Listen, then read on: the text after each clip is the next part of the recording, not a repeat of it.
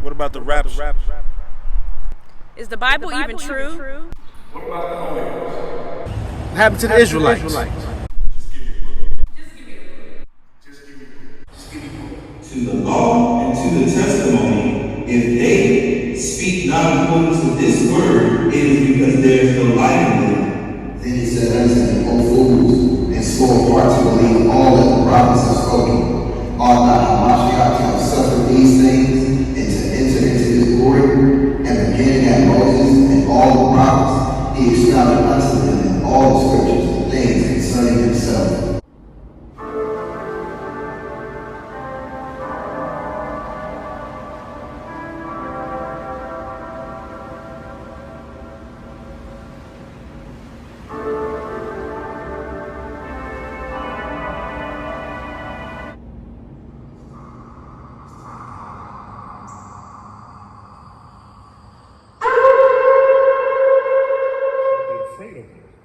All the peoples of the earth are going to know that you're called by me, and they're going to be afraid of you.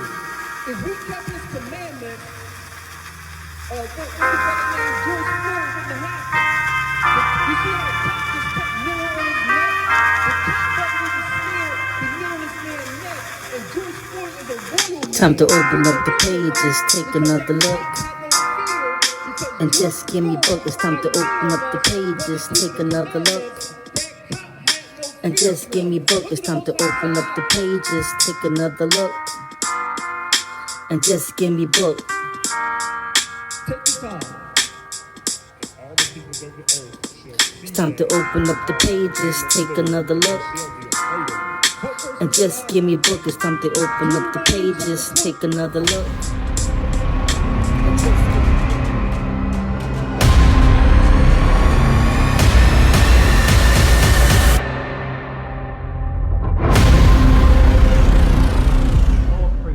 God.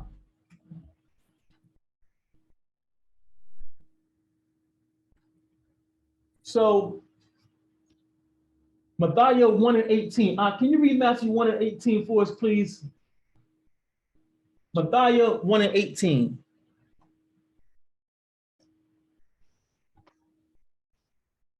Matthew chapter 1, verse 18. Now the birth of Yahushua HaMashiach, or Jesus Christ, was on the wise, when as his mother Mary was espoused to Joseph, before they came together, she was found with child of the Holy Ghost. So that's why we're here tonight, family. We're here to flesh out what this verse really means. What this verse really means. So we're going to break this study down into different segments. In the first segment, we're going to go over straw man arguments. If you never heard of a straw man argument, we're going to explain what that is to you in a couple slides. Then we're going to take a look at different Hebrew manuscripts to see if we can flesh out how old this virgin birth goes back to, and do we have any Hebrewism? Do we have any underlying context of a virgin birth inside our scrolls? Then we're going to take a look at prophecy. Is there any prophecy that's alluding to or pointing to a virgin birth? Because everything we do, everything we say and live is based on prophecy, because Revelations, I think it's Revelations 19 and 10. Revelations 19 and 10 says, let me double check, that prophecy is the revelation of Hamashiach. Prophecy is the revelation of Messiah, or who the world calls Jesus Christ. So Revelations 19 and 10, you can go there if you have it. It says, and I fell at his feet to worship him, and he said unto me, see thou do it not. So John was about to worship this angel. The angel says, don't do it. The angel says, I am thy fellow servant and of thy brethren that have the testimony of Yahushua. Worship the Most High. For the testimony of Yahushua is the spirit of prophecy. So if you're not learning prophecy in your assembly, if your pastor's not teaching you prophecy, He's not teaching you Hamashiach. He's not teaching you the true Messiah. Everything we do is based on prophecy, because prophecy is a revelation of Messiah. And then we also going to throw in that fancy little word that they like to throw out there, textual criticism. We're going to go over Hebrew scrolls and Hebrew writings and critique them and try to pull things out to see if pro-Joseph makes sense or pro-Yah makes sense. We're going to use textual criticism to try to show support for either pro-Yah or pro-Joseph. So I don't know if you can read that. Can you read what a straw man? If you never heard of a straw man, we're going to try to make some sense of what a straw man argument is. Straw man, an informal fallacy based on misrepresentation of an opponent's position. To attack a straw man is to create the illusion of having refuted a proposition by substituting a superficially similar yet weaker proposition and refuting it, whether ever having actually refuted the original position.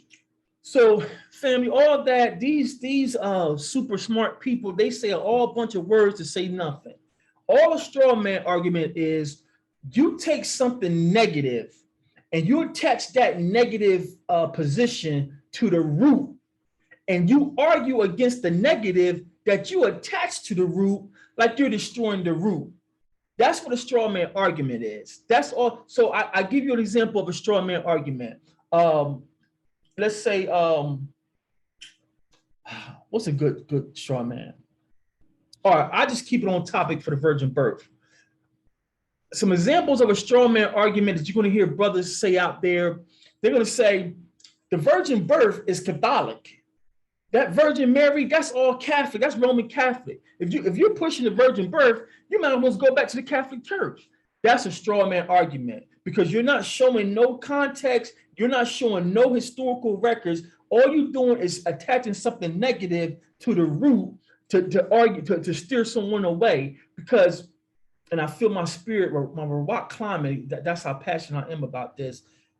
Not that I care about your position, but these brothers who are just conniving with their arguments, that's who that really is my pet peeve. Don't condescend to someone about their position. Just present your position and let that person decide. So they attach the virgin birth to Catholicism, to Rome. And y'all all know, if you've been around Israelites, y'all know how we feel about Rome. So if you say that I got this from Rome, you know it as an Israelite, I'm gonna drop it. Mm-hmm. That's a straw man argument. That's a straw man argument. Jermaine Howe said he's pro-Yah. All praises. I just talked, and all praises. Hallelujah. I just talked to this brother today, Yirmiyahu. Just talked to this brother on the phone. Just seeing this brother through social media, and I got an announcement for Israelites as well as Christians. This brother just confirmed that we have brothers and sisters popping up fly-by-nights just trying to teach Torah. And I said it a couple months ago, the beginning of our summer. We, all praises, being a Hebrew Israelite has become a fad. Talking about Torah is a fad. And we're being attacked from all levels, inside and out. So we got brothers popping up on social media, just think they're teaching something. And then when you have a one-on-one with them, you can tell they have no business trying to teach yet. So whether you are a pastor for 20 years or whether you just see some history and you see it, all praise that you see it, but that does not qualify you to start teaching this Torah. So all of you out there, if you got an assembly in your local area, if you're learning from that teacher, if that assembly is righteous, support that assembly. That assembly has expenses. That teacher has expenses. Start investigating these fly-by-nights, these YouTube gurus, these Facebook teachers.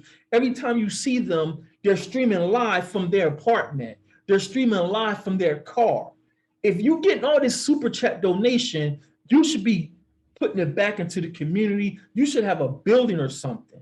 And I'm not saying you got to have a building to be a teacher. Don't take me wrong. I'm saying be very leery, beware of these online media gurus. And secondly, the brother did a great job. And I'm not saying this because he's on. I had this in my heart, even if he wasn't on here. This brother did a great job the other night representing for the Most High and representing for the Messiah on this Christian platform. And I'm not going to, go into names because that's not what we're about. We're not trying to destroy Christians. We're trying to love them back to Yah. But this brother, he did an excellent job with history from the 2nd and 3rd century, showing everyone, Israelites and Christians, that everything we learned inside the church has been twisted by pagans. And this brother did such a great job with his presentation. He wasn't spiteful. He wasn't condescending. Of course, he wasn't cussing. He was not one of these radical Israelites. This brother had his stuff together, and with love, he was trying to share information to get people to come away from idolatry. And guess what happened to that video, Ak? Can you guess what happened to the video? You got taken down. The video became private. So this Christian who hosted the video made the video private. What am I saying, family? Be leery of these so-called Christian apologists or orthodox, whatever they want to call themselves. They are wolves in sheep clothing, like they want to do some good. I'm really trying to find out what this thing is about. I'm trying to find out what this Israelite thing is about. I want to get to the truth. Are we under the law? Should we? All they're doing is collecting super chat money. Because if you really wanted to do some good, you wouldn't have took that video down and made it private. So family, be aware, we're being attacked from inside, brothers who are just popping up with a smartphone trying to teach, and then we got Christians fronting like they're trying to be Bereans and trying to get to the truth, and all they doing is causing strife. All they want is some TMZ showtime. They want controversy because controversy sells. So find you a home base in your area. If there's nobody in your area, of course, check social media and try the spirit, but support the local assemblies in your area. And that's my public service announcement. All right. So I'm sorry about that, but thank you, because the Op did a good job with that. So that's what a straw man argument is, family. Straw man is you attach something negative to the root, and now you're going to just destroy that negative position, and you think you're arguing against the root. And that's what a lot of these brothers are doing. So to say that the virgin birth comes from Rome, it's immature, and it's really like unlearned of you to say the virgin birth came from Rome. And the question I would ask the brothers who say that if you believe in the virgin birth, you're practicing idolatry. Well, just because other nations have a virgin birth, does that make it pagan? No. Because, and that's my stance. I'm not asking you to co-sign with me, because just because other nations have a virgin birth story, that doesn't mean that doesn't make our Messiah virgin birth pagan. Because the other nations, they have a Messiah. So if the other nations having a virgin birth make our Messiah's birth pagan, what about the other nations who have Messiahs? Now, is our Messiah pagan because the other nations have one? It's a lot of copying. A lot of nations is gonna copy because we were the original, people who were told to write down all their history. So a lot of people, see our background and kind of make their stories based off of that. Absolutely. That's the point I'm getting to. Just because all these other nations have stories similar to the Israelites doesn't mean that our way of life, we're copying off them, and it doesn't mean we're following pagans. Our ancestors, the world was populated by three brothers. Three brothers repopulated the earth, and y'all know the story. So these three brothers went and repopulated the earth in their regions assigned to them, and guess what these three brothers did? They taught their sons, grandsons, and great-grandsons the same stories. So having nations, pagan nations with similar stories, does not discredit our Messiah's birth. That's the definition, that's the textbook straw man. They say you're following the pagans if you accept the virgin birth. It's a straw man. Now, to say that the virgin birth is Roman Catholic is immature, and it shows that you're really unlearned, because Rome has nothing original. The Romans have nothing original. Everything from Rome has been borrowed or stolen from other nations they conquered. When Rome came towards the east, came into Egypt and Judea and Babylon, they stole the customs of the east and went back to Rome and finessed it and edited it, or what's the word, tailored it to fit their needs. So for any teacher to try to say that the virgin birth is Roman Catholic, it shows they're really unlearned. They're not as studied as they think they are, because Rome has nothing original. And to give you a witness, I just want to read a couple excerpts out of this book. This book is free of charge. It's online as a PDF. The title of the book is Two Babylons.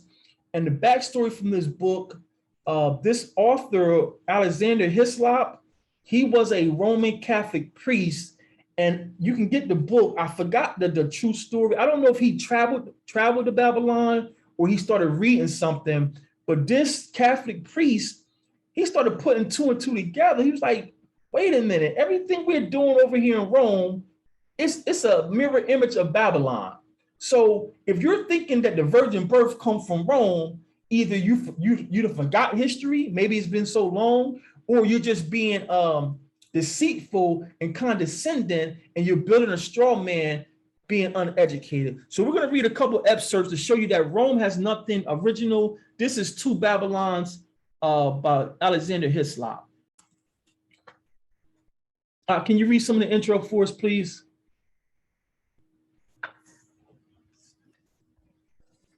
The Two Babylons.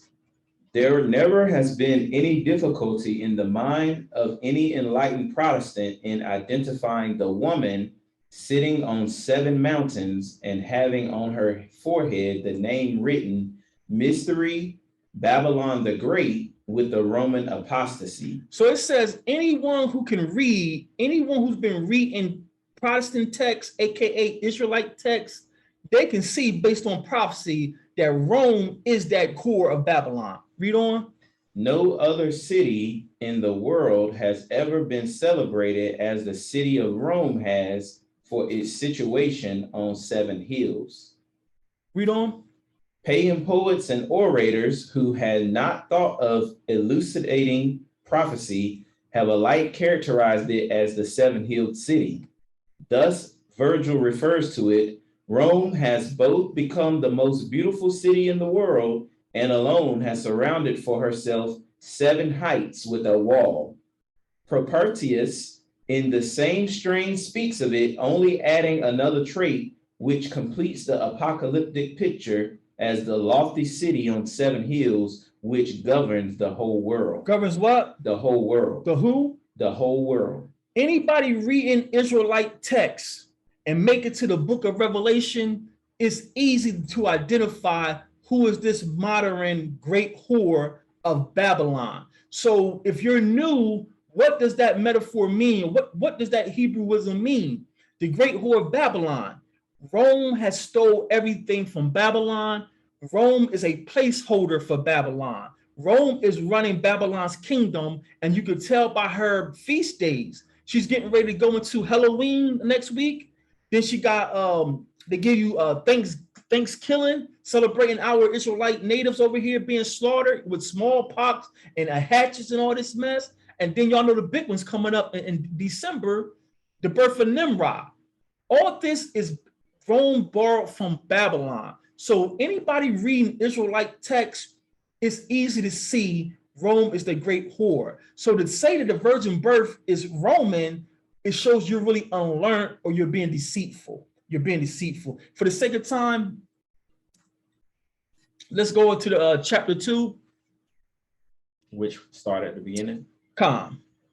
All right. While this was the theory, the first Perons in the Godhead was practically overlooked, as the great invisible, taking no immediate concern in human affairs, he was to be worshipped through silence alone.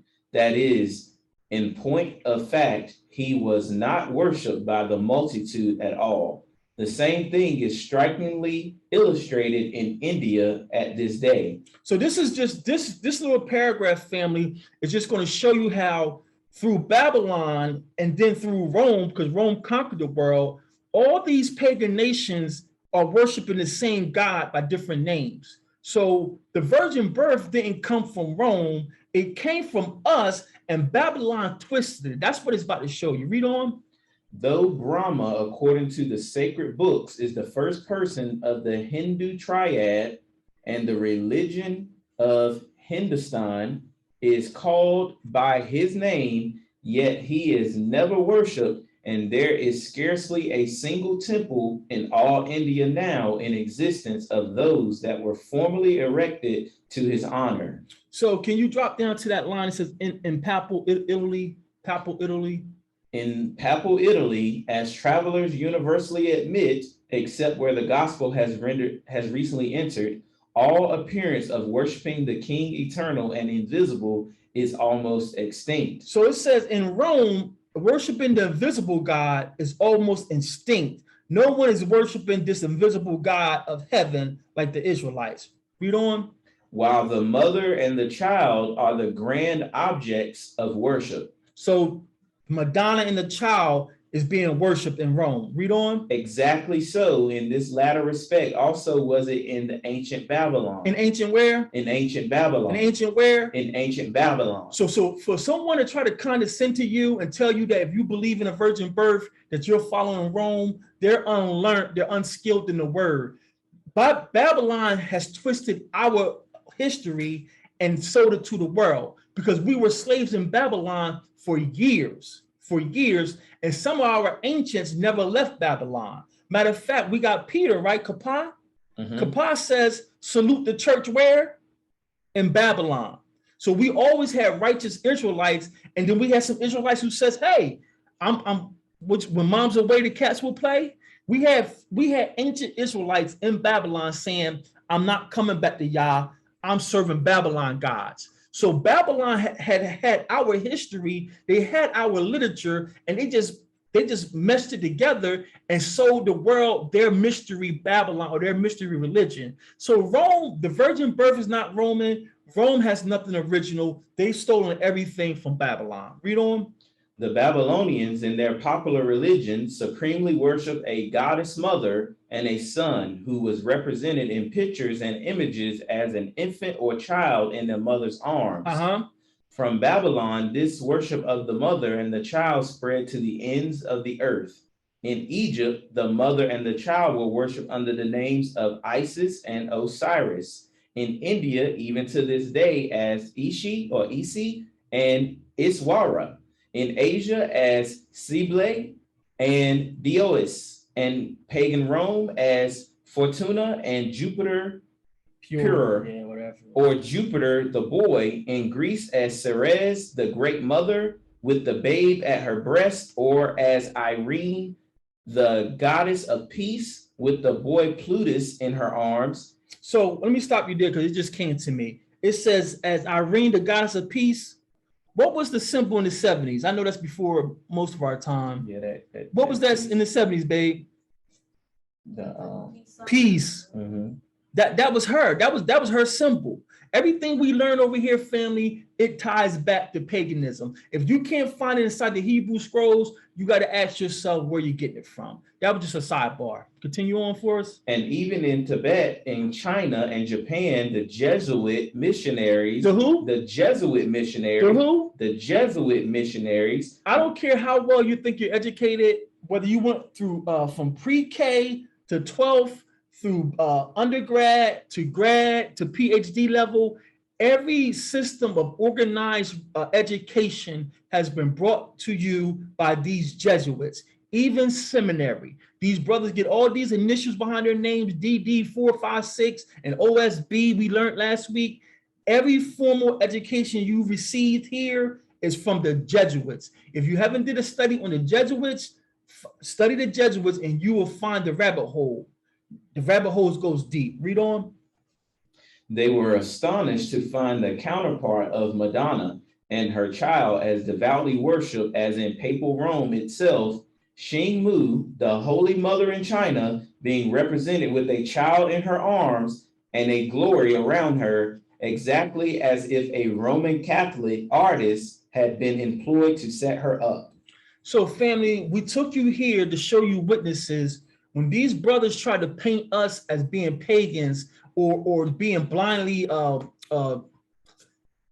I'm trying to keep this simple because I'm not attacking these brothers, but these brothers are so crafty with their arguments, and they get you in front of their assemblies and they make you feel like you are unlearned, or they make you feel stupid because you're believing in a virgin birth, but they can't present their witnesses line upon line to show you that Joseph was the father. That's what I'm getting at. So anyone try to tell you the virgin birth is Catholicism, they're unlearned. They don't know what they're talking about in a nutshell.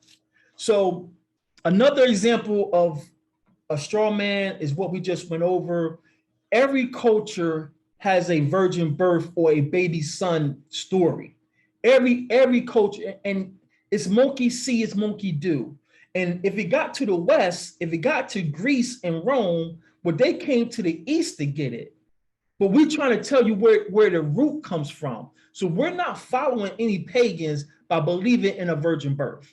So any pro-Joseph adherents out there who push that onto you, if they're not willing to reason with you, just let it bounce off your back like water on a duck's back, because the virgin birth is not from Rome. It's not from Babylon. It comes from our ancestors who told them about our ancient scrolls. So another straw man argument that they give you is, I hear brothers say, why are you spending so much time on a virgin birth when Messiah never spoke about his birth? And just because someone doesn't mention something doesn't mean it's not true. Just because I didn't tell you that I had a cheesesteak for dinner, that don't mean I didn't have a cheesesteak for dinner because I didn't mention it. That's how these brothers hit you.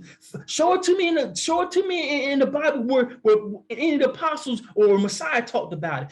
If they didn't talk about it, it's not a big deal. It may not be a big deal, but for us who are on the front lines teaching, whether you have a buyout or whether you're on the phone with someone, if you call yourself trying to help a brother or sister, you have to be honest with the text. You have to be open and let someone know, listen, I really can't validate my position, but this is my position, X, Y, and Z, and here's the information. You build your own position. That's being a very open and objective teacher. For me to ram my position down your throat, that's not what teaching is about. And some of these brothers, big congregations, that's what they do. They get in front of their camera or they get you inside their buildings and they ask you, now you're in front of everybody, you really think a baby got here without semen? No, don't approach me like that. State your position, state your position, show me your witnesses. I'm a grown man, I decide for myself. And that's what we're going to do with this topic. So now we're going to go into, you want to add something, jump in here? No. Gene, you want to jump in here? Anybody online want to jump in, add something? No, I didn't even lock the room, so be it. Anybody want to add something before we move on? All praises. So we're going to go into some manuscripts, right? And I recently had the opportunity to watch this one presentation, and it was offered that there's a manuscript out there that in the 1st or 2nd century, there was a group of Israelites who they had a copy of Matthew, and their Matthew didn't even start with chapter 1. Their Matthew, or let me rephrase it. They didn't have the virgin birth in their copy of Matthew. Their copy of Matthew started with what our Bibles would be, their copy of Matthew started with chapter 3 of ours, starting with Messiah being baptized. So it just so happened that there's a fragment of this so-called copy of Matthew that these Israelites had. And we're not even sure if they're Israelites. they're living somewhere in the land, but they go by the name of Evianites. And Evianites is a Latin version of a Hebrew word, aban. Aban means to be poor. And you can use aban to describe someone who is poor in wealth or poor in spirit. So we're not sure if they named themselves Evianites or the Christians named them Evianites. But I want to be fair and I want to be objective to you and let you know that this excerpt we're going to read, we have to go through a Christian, and we're not going through an Israelite. We're not going through a Nazarite. This is a pagan Christian. And what he did, he quoted a lot of this, or he quoted some passages out of this so-called gospel of the Evianites that has some Matthew in it, right? So I'm going to be fair, and I want to share with you this excerpt about the Matthew, right? Can you read this for us, the excerpt? Excerpts from the Gospel of the Evianites in the Panarion of Ephanius of Salamis. So this Christian named Ephanius, we don't care. That's all Greek to us. He wrote this book called Panarion, and inside his work, he is mentioning this so-called Gospel of Matthew. That's what we're about to go into. Read on. In the gospel that is in general use among them which are called according to Matthew, which however is not whole and complete, but forged and mutilated. Is what? Is forged and mutilated. Is what? Is forged and mutilated. Which however is not whole and complete, but forged and mutilated. They call it the Hebrews gospel. It is reported. So we have to be fair, and I have to be fair with you because I don't have a dog in the fight. I don't care if you come to my side, pro Yah or what. That's not what this is about. This is about sharing information. So this is Christians saying that these Ebionites had a copy of Matthew, but it was forged and it was mutilated. So keep that in mind. You do your own research, but this is the Christians saying that it was forged and it was mutilated. All right, let's get into it. Information on the gospel of the Ebionites. In the other gospels, Cameron makes the following observations. The gospel of the Ebionites is a gospel harmony preserved in a few quotations in the writings of Ephanius. So for a teacher to throw this gospel, so-called gospel out there as a text that undermines the virgin birth, because it wasn't presented by this teacher like, hey, the virgin birth is totally fake. But he mentioned this writing, and he mentions that, oh yeah, there's a writing out there that doesn't even have the virgin birth.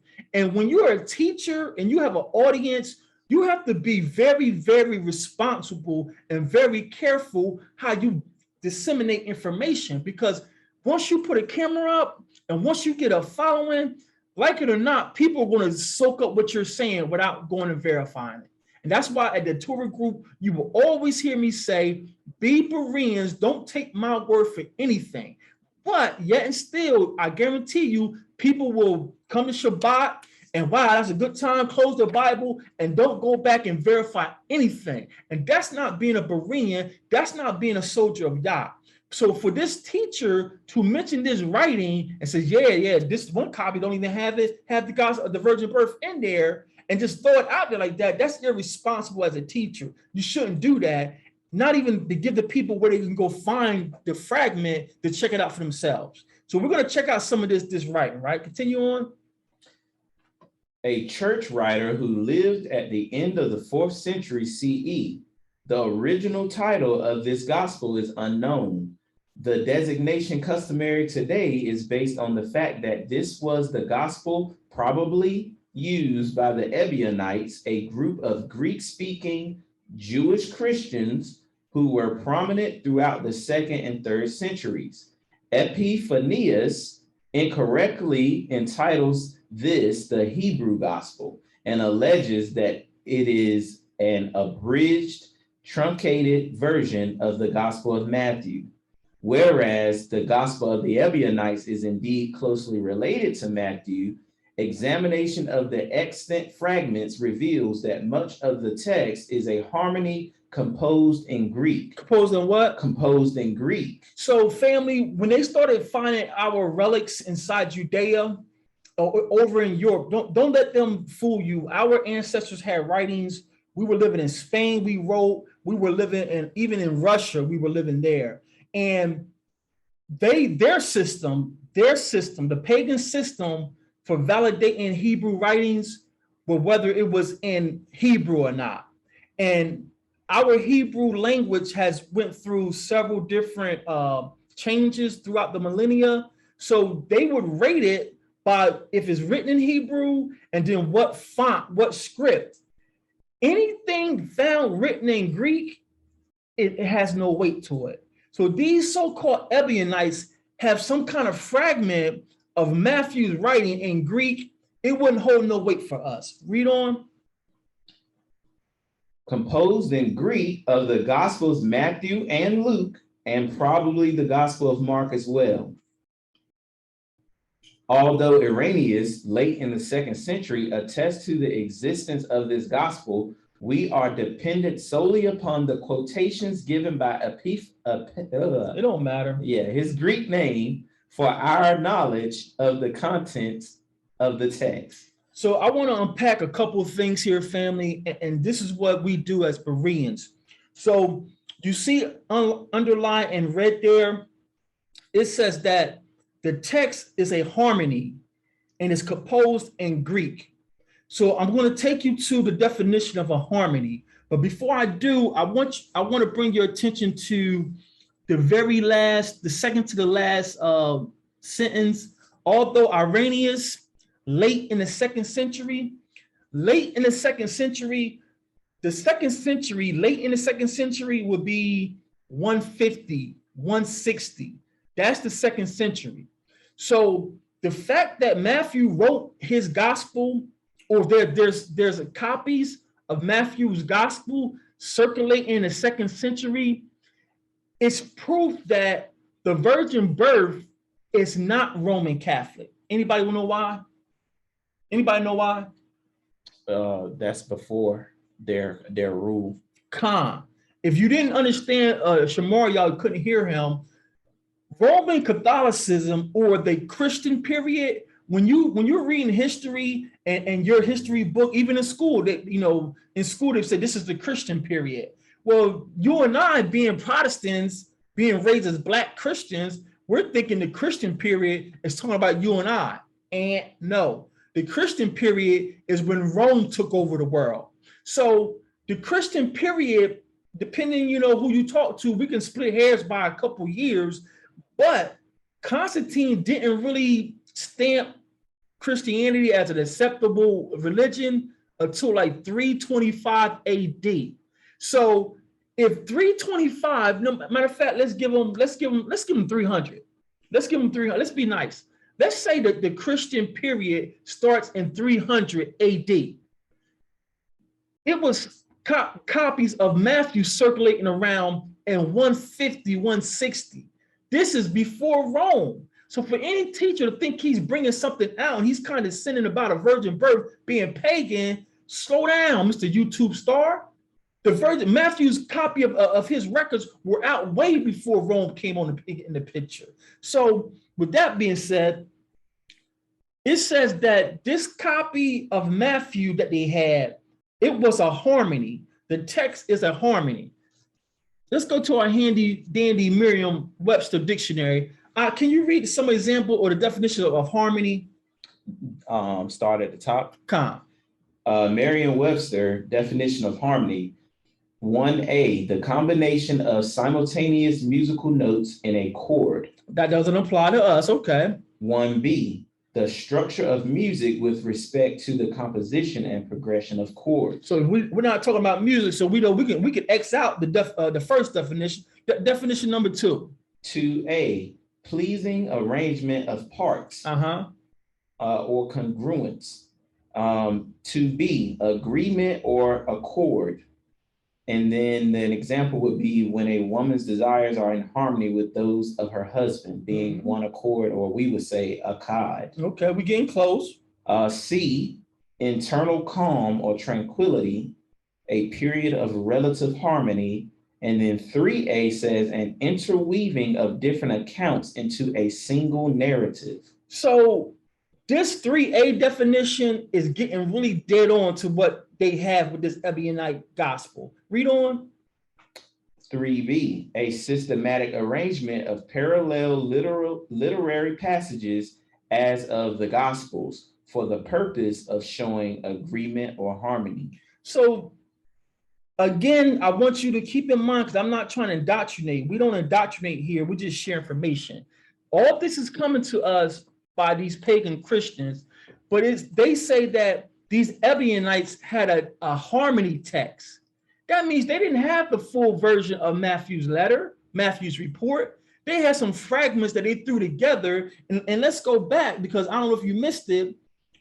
Did we go back? It says the text is a harmony composed in Greeks, the Gospel of Matthew, Luke, and some of Mark as well. They had a potpourri of stuff thrown together. And they probably heard someone somewhere talking about it, because at this time, a lot of the oral tradition still was going on.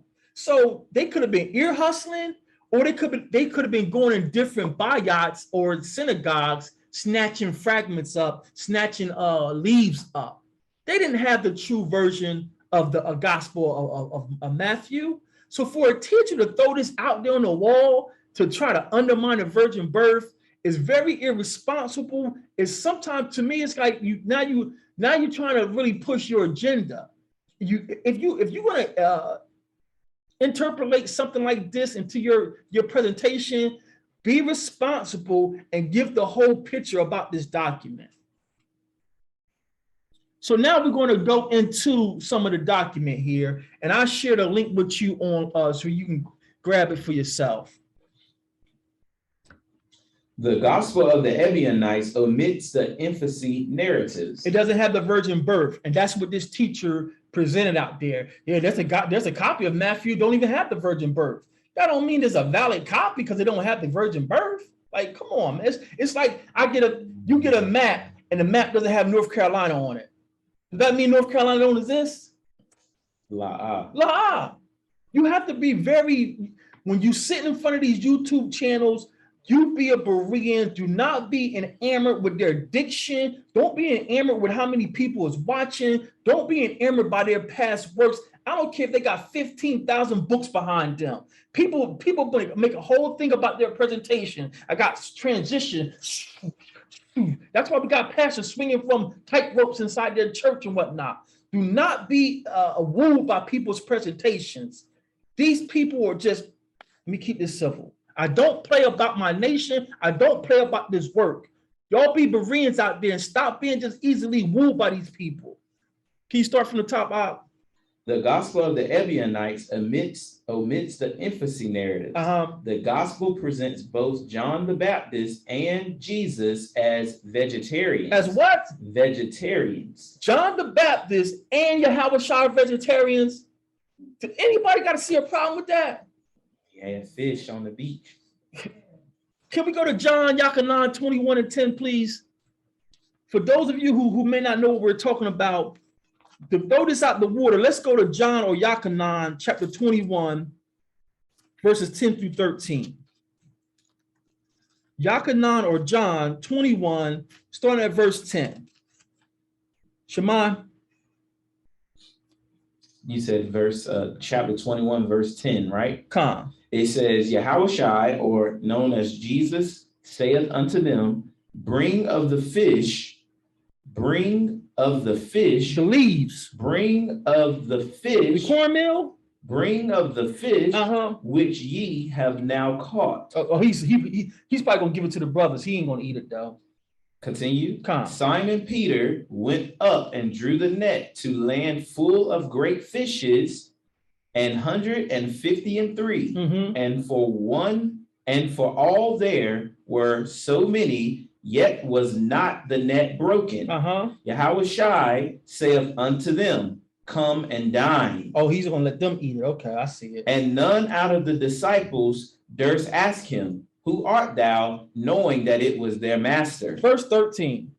Yahushua then cometh and taketh bread and giveth them, and fish likewise. So what are the chances that Hamashiach didn't eat the fish with them?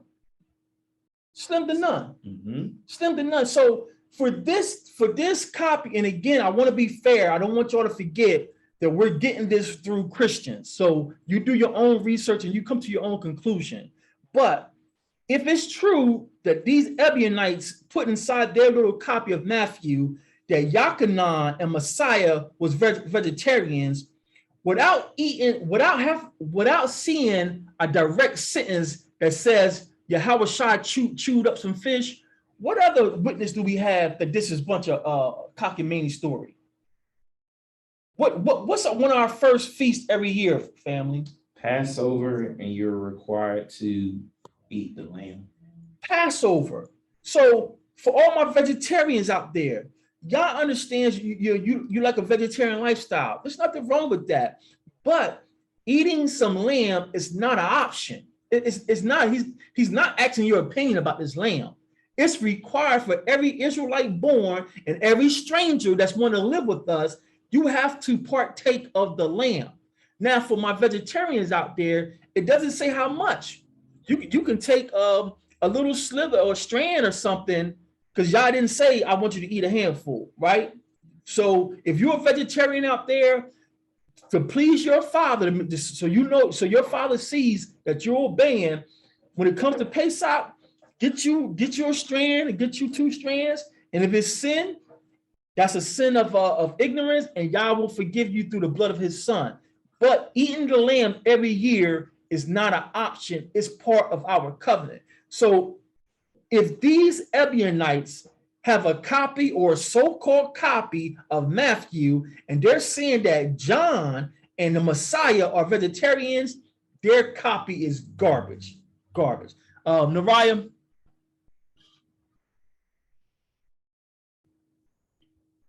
Nariah, you had something up? Well, I just wanted to ask, would it be fitting to read Matthew chapter 3, verse 4 regarding John the Baptist? Come on, let's go there. Man, how they eating and look the same. Matthew. Yeah. Matthew 3 and 4. You got it out, or you still are you able to read it? You want to read it, or you want us to read it? I can read it. Matthew chapter 3, verse 4. I'm sorry. Go ahead. It says, and the same John had his raiment of camel's hair and a leathern girdle about his loins, and his meat was locusts and wild honey. Oh yeah, that's they threw that in there. That's not valid. That was added later. Oh. I'm being funny, but that's how they hit you with when brothers lock onto a position like a pit bull. They say crazy stuff like that. Oh yeah, that was added. So how do you know your part wasn't added? That's because, thank you for that, John. There's no way John the Baptist. We have no record of him being a vegetarian. Read on. And Jesus says that he has come to abolish sacrifices. Say what? And Jesus says he has come to abolish sacrifices, Cameron says, together with the sayings about the Passover, that the intimates a polemic against the Jewish temple. So he's saying by these Ebionites having something about Messiah and John being vegetarians, and then saying that Messiah is about to end the sacrifices, it seems like they're trying to build a argument against the Jewish temple. Read on. This indicates that the gospel of the Ebionites, like the gospel of Matthew, addresses the issue of Jewish identity after the destruction of the temple. The solution offered to this problem is to, quote unquote, believe in Jesus, the true interpreter of the law. Read on. Cameron suggests that the gospel of the Ebionites was written in the mid-2nd century in Syria or Palestine. And this is the quote from the man's book, but he's quoting from these Evianites. I am come to do away with sacrifices, and if you cease not sacrificing, the wrath of God will not cease from you. So this is them supposedly quoting Messiah. Read on. But they abandon the proper sequence of the word and pervert the saying, as is plain to all from the readings attached, and have let the disciples say, where will you have us prepare the Passover? And to him to answer to that, do I desire with desire at this Passover to eat flesh with you? So they're claiming that Messiah told the apostles that he's doing away with animal sacrifices, and if you try to sacrifice, then the wrath of the Most High is going to come upon you. Can we go to Matthew 5:24? Matthew 5:24 or Matthew 5:24. Let's see if we can find it inside the text. Matthew 5:24. Matthew chapter 5, verse 24. Leave there thy gift before the altar, and go thy way. First be reconciled to thy brother, and then come and offer thy gift. Family, I'm not a theologian. I'm not a scholar. I'm just a soldier for Yah, trying to keep the covenant the best I can. What do y'all think the gift really is? Leave your gift at the altar and go reconcile with your brother, then come and put your gift before the altar. Your sacrifice. Sacrifice. This is another red herring that the so-called New Testament letters, family, have been altered by pagan Christians, because the pagan Christians didn't know how to sacrifice, and the pagan Christians know that the sacrifices wasn't commanded to them. So when they got our apostles' writings, they had to change little words. So Hamashiach is telling us, before you come offer the Most High sacrifice on his altar, go make peace with your brother, then you come and offer your sacrifice to the Most High.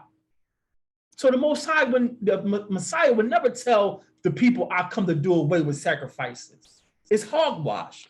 Makes sense? I was just going to say, it's just like, he says, before you judge someone, get the speck out of your own eye.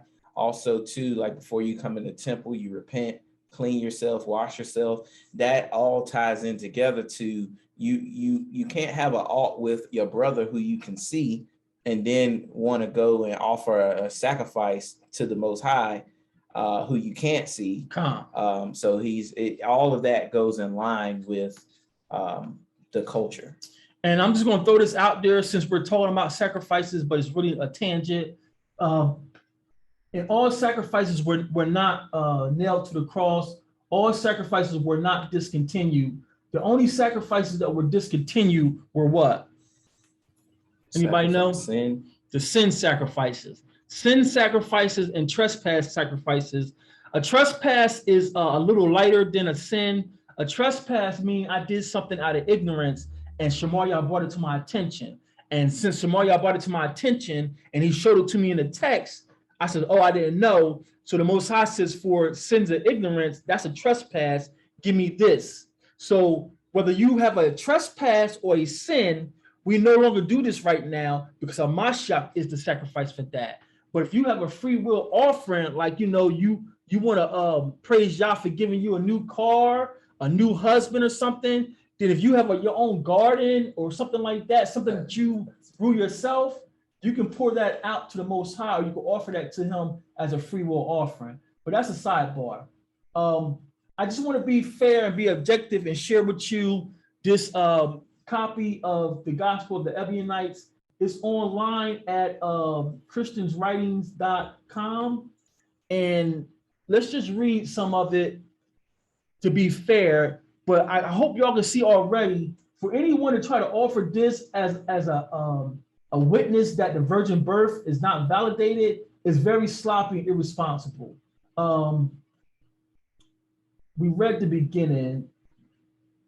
Can we pick up here? Well, give them the gospel. Yeah, start from so that everybody know we ain't making stuff up.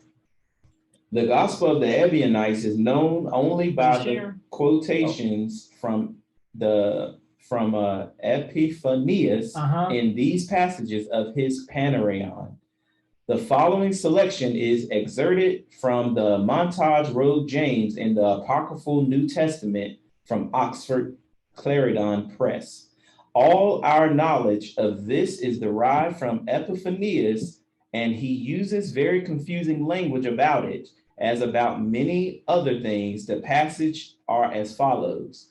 And they, the Evianites, received the gospel according to Matthew. For this they too, like the followers of Cerinthius and Marinthus, used to the exclusion of others. And they call it, according to the Hebrews, as the truth is that Matthew, alone of the New Testament writers, made his exposition and preaching of the gospel in Hebrew and in Hebrew letters. So it was known by the 2nd century, 150 on up, it was known that Matthew wrote his Basar, Matthew wrote his record, his report of Hamashiach and things he did.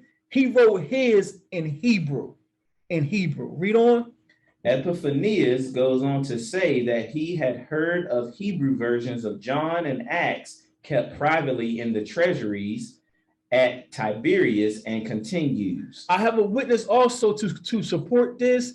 Matthew went and he collected all the apostles' letters that he could find, and he wrote all of them, put them back in Hebrew, and people who was around, they got them and they translated them into Greek the best they could, because Matthew and the apostles, and only at this time, remember, and this is why history is so important, we're coming out of the Greek captivity when Rome comes on the picture. So a lot of the Greeks pretty much pushed their way of life on us. So most of the people, it's a smaller population that knows Hebrew. So Matthew collected all the writings he could from the other apostles, and he wrote them in Hebrew. And the brothers who couldn't write Hebrew, they wrote them in Greek for their own copies. And these copies of Matthew's work in Hebrew, they're somewhere in hiding. That's all it's saying. Read on.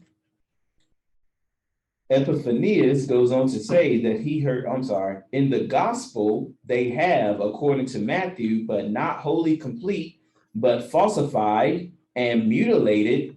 They call it the Hebrew gospel. It is contained that there was a certain man named Jesus, about 30 years old, who chose us. And coming into Capernaum, he entered in the house of Simon, who was surnamed Peter, and opened his mouth and said, as I passed by the lake of Tiberias, I chose John and James, the sons of Zebedee, and Simon and Andrew and Philip and Bartholomew, James, the son of Alphaeus, and Thomas, Thaddeus and Simon the Zealot, and Judas the Iscariot, and thee, Matthew, as thou sayest, or saddest, as the receipt of custom I called, and thou followest me.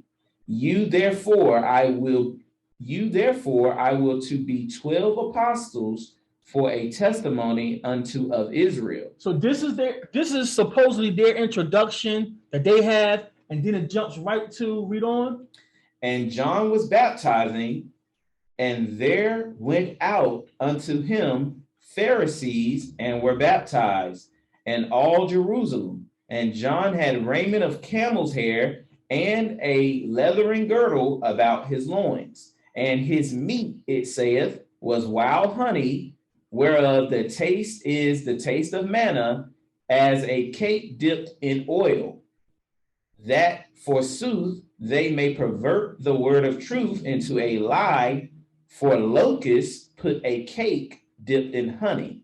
So what it's saying here, family, these Evianites were vegetarians, and like many of these teachers today who want to push their doctrine on you and make you feel like you're silly if you don't accept their doctrine. That ain't what that means. Let me take that out. Exactly. That's what's going on. These Evianites, because they're vegetarians and they are and pretty much that may be an indication that they can't be Israelites. Either they're not Israelites or they're just rebellious Israelites, because you can't be a true vegetarian and being part of our nation. But that's a sidebar. I can't prove that. But that's what's going on. This Christian is saying they changed it to say cake, because the word for cake and locust is similar. So they make little minor changes. Like we brought out with the textual criticism of the Masoretes, these devils make minor changes. And if you're illiterate of Hebrew, you won't know they changed the word. That's what's going on here, family. Read on. These Evianites were vegetarians and objected to the idea of eating locusts. A locust in Greek is acharis, and the word they use for cake is enkris. So the change is slight. We shall meet with this tendency again. But sidebar. Go ahead. But in the Torah, it's lawful according to Leviticus to eat locusts. So it would make sense that a Greek wouldn't understand they can't know the Torah. Mm-hmm. Because why would you try to change that's a great point. They have to be pagans, because if you know the Torah, even through oral traditions, you know that grasshoppers are clean animals. Mm-hmm. So these have to, we can't say, remember, because we're just giving you book. I can't give you book that these Ebionites are not Israelites. Either they're wicked Israelites who really don't know Torah at all, because remember, we had a lot of ancients coming up without Torah. That's who Paul was trying to reach. So either they're part of the ones who grew up steeped in Greek and don't know Torah at all, or they're pagans who are trying to just latch on to us, because it's right there in the Torah. Locusts and grasshoppers or in crickets are clean insects for us to eat. And I can see that easily, because speaking for myself, before I read the Bible for myself, I didn't know that was something clean to eat until I read it. And I'm like, growing up over here, I'm like, I'm not eating that. so, I could see if somebody has an agenda, and growing up, even if they were us growing up a certain way, then that may be the idea of that may be foreign to them versus the people who did grow up, with the Torah. And to them, locust is like, ooh, a piece of candy. like bats, like bats, like what? Yeah, I'm gonna eat this bat. So again, we're just giving you book TV. We can't give you concrete witnesses that these Ebionites are not Israelites. But textual criticism and knowing our history is strong indications either these Ebionites are not Israelites, or they're wicked Israelites just rebelling against Torah, or they're Israelites brought up without Torah and they're getting bits and pieces from people and they're making up their documents as they go. And I hope you paid attention. They call their copy, or they called their fragment, the Gospel of Matthew. So either they called it the Gospel of Matthew, or this Christian referred to it as the Gospel of Matthew. No one knows if they had a true full copy. And like I said, just because their copy doesn't mention the virgin birth, it's like a map that doesn't have North Carolina on it. Maybe I got a bad map. Maybe I got an old map. Maybe I got an ancient map. For a teacher to present this as a witness against the virgin birth is very sloppy and is very irresponsible. So let's go back to the presentation. And now, let's go into, we're going to go into this text. And this text is actually a copy of Hebrew Matthew. This is available online free of charge. You can just search Google for this. Type in Hebrew Gospel of Matthew.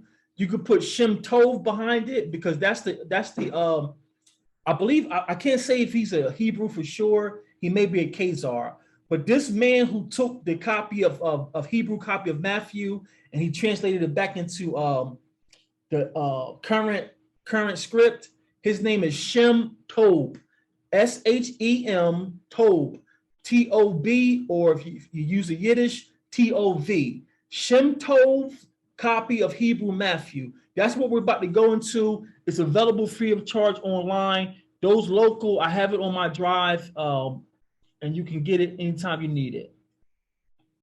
And this is the cover. And this Dr. George Howard, he put this together.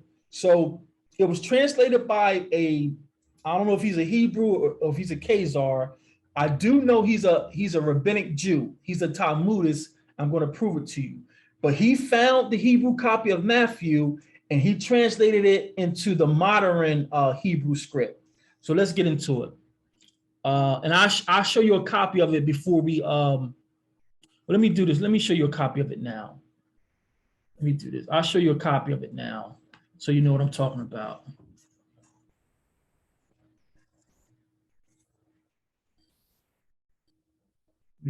How y'all taught me this spotlight thing? What is it called? There.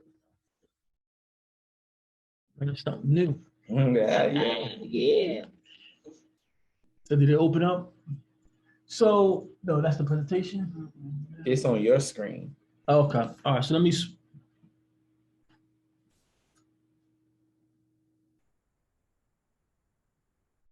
All right, let me pull this down. I just want to show y'all what I'm talking about the modern script to show you. So this is how let me try to make it bigger.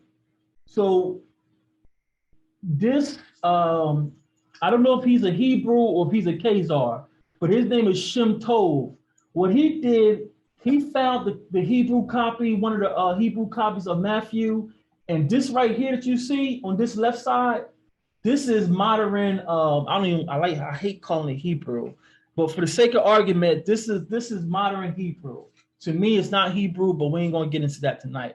So this man Shem Tov, he translated into modern Hebrew, and this Dr. George Howard, he went and made a work of it, and he made a parallel copy in English. So those of you who want to verify our language and learn this script, this is a great exercise. I do it all the time when I got time to make sure that this is saying what this says. I put this back into our pictograph. So if you want to get sharp on your pictograph skills, this is a great exercise. Take these letters and put them back into the pictures, and it's easier to pronounce, and you'll learn Hebrew quicker. So this is available online as a free PDF. So now let's go back to the presentation and show you.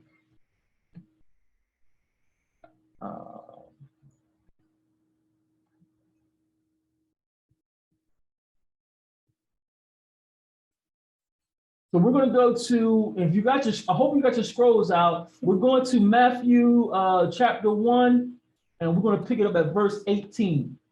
Matthew chapter 1, verse 18. You gotta be like a dot this over here, man. I get tired of moving this. Matthew chapter 1, verse 18.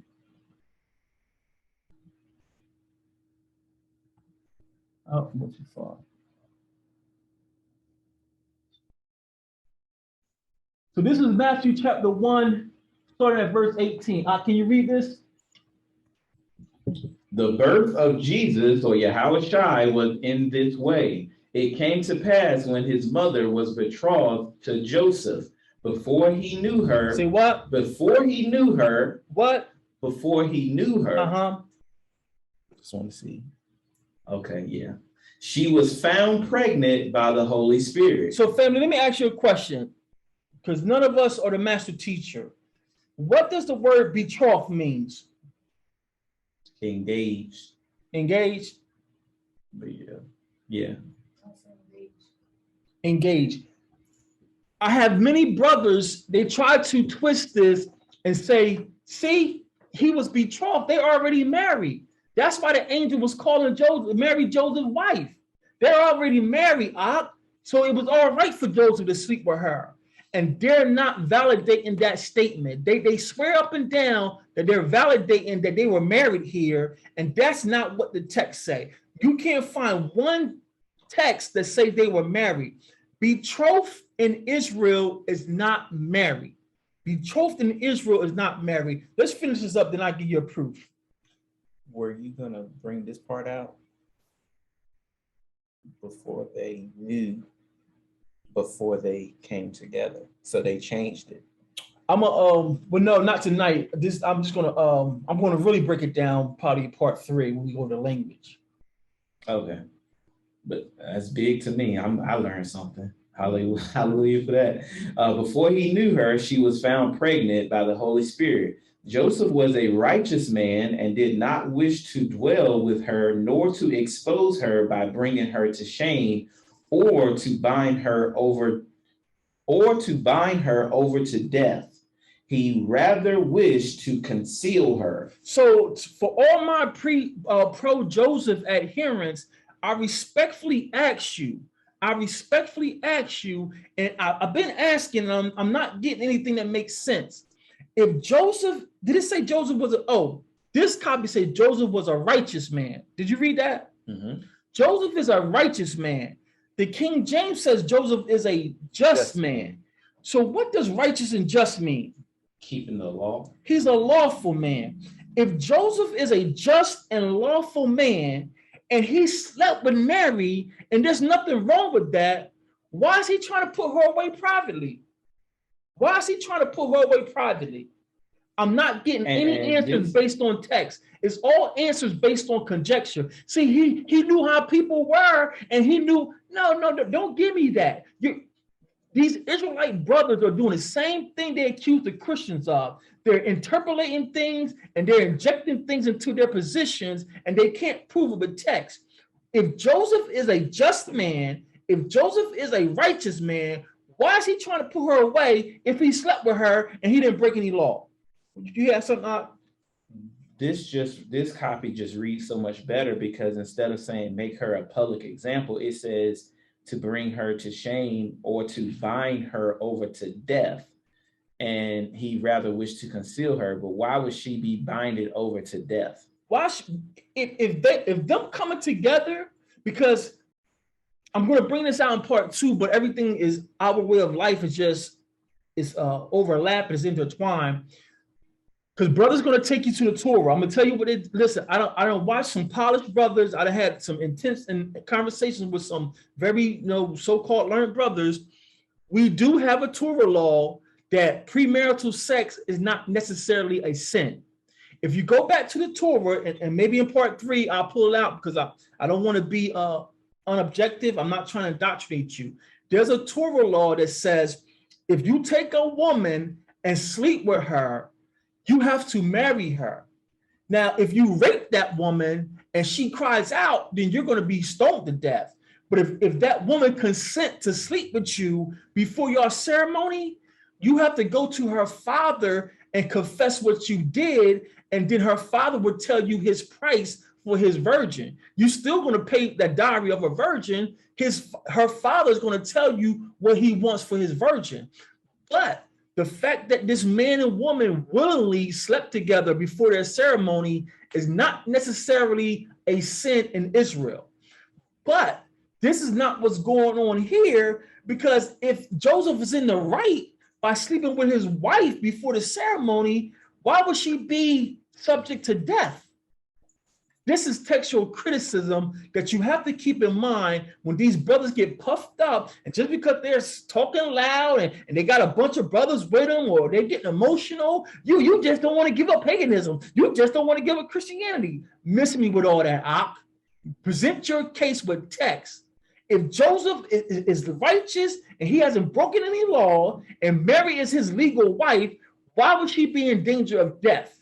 Answer me that. Read on. While he thought on this matter in his heart, behold, a malach appeared, or an angel appeared unto him in a dream and said, Joseph, the son of David, or Dawid, do not fear to take your wife Mary, because she is pregnant by the Holy Spirit. So already this angel is telling Joseph, don't fear, she's already pregnant. Wait a minute, she's already pregnant. And Joseph's like, I know it's not mine. How did she get pregnant? I'm moving fast. I hope y'all with me. Read on. She will bear a son, and you will call his name Yahushai, or so-called Jesus, because he will save my people from their sins. Save the world. You gotta stop adding stuff. Save my people from their sins. Why would this angel say my people? Because he's speaking on behalf of the Most High. What seminary you went to? I went to the seminary doctrine of benedictionary. First Episcopal, First Catholic. This angel is saying, this Malak is talking in first person, because when the angels come, like the Son came, they're not speaking of themselves, they're speaking for the Father. So everything Yahweh Shai said, he said in first person, but he's speaking for the Father. So when Yahweh Shai says, I am the good shepherd, guess who he was really speaking for? His Father. He is speaking for his Father, because guess what? I'm going on a tangent, but let's let it flow. No wealthy man tends to his own flock. A wealthy man hires people to tend to his flock. So the Son was tending to the flock of his Father. So when the Son says, I am the good shepherd, he was, what's that word? Ventriloquist? Mm-hmm. He was being a ventriloquist for his Father. So that's why this angel is talking in first person, saying he will save my people from their sins. Read on. All this was to complete what was written by the prophet according to Adonai, or the Lord. Behold, the young woman is conceiving and will bear a son, and you will call his name Emmanuel. That is God, or Elohim, with us. Then Joseph awoke from his sleep and did according to all which the angel of the Lord, or Malak Yahweh, commanded him, and took his wife. See, it's saying his wife. They were already married, because sex, once he had sex with them, with Mary, that consummated the marriage. That's why the angels keep calling Mary his wife. Slow down. Give me some witnesses. I was taught by Ema at another assembly. If we are betrothed, I am your husband and you are my wife, but we have yet to come together until we have the ceremony and consummate the marriage. But we're already considered, that's her husband, that's his wife, but we haven't consummated it. That's why it's still betrothed. So to me, from what I see here, that makes sense. What go ahead. Contract law, like whenever you a verbal commitment to one another is like the contract law. I hope y'all can hear Gina, because she's dead on. It's a contract law. Once we're not cavemen, and Israel, we're not chauvinistic. You're not just going to grab this woman and says you're going to be mine. That's all that movie stuff. No, of course, I done seen Gina in the market. I done seen her with her diadem on. I'm like, yeah, I'm flirting with her. And, so we already done had contact. We might have already kissed. You got to take this religion out of our text. So I ain't just snatch her up like, you going to be my wife. No, she went to her daddy, and daddy, hey, this guy down there, he looked real good. He chocolate brother. I think he want to marry me. So you got to keep his history in context. So what do we say when we playing house in this modern time? Shacking up. But what do we call our girlfriends? She's wifey. Yeah. That's my wifey. She ain't your wife, you just shacking up. But that's part of our culture. So them having a contract, you might as well say that's my wife, because y'all families that came together, you done had some family and friends to y'all engagement party, and y'all under contract. The door knock part. Jasmine, you had a question, sis?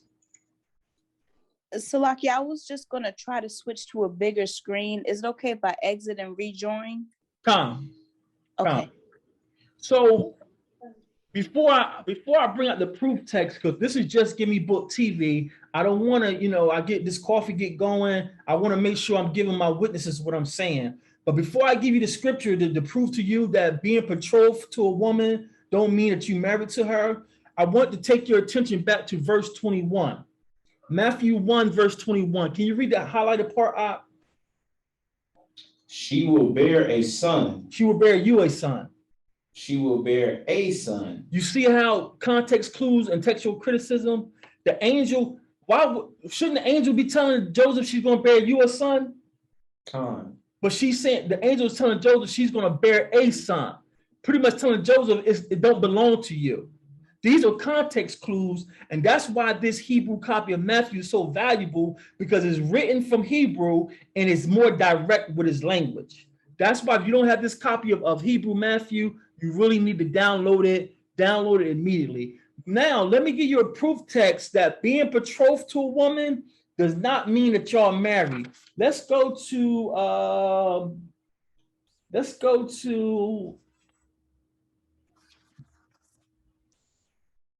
I got notes all over the place. Let's go to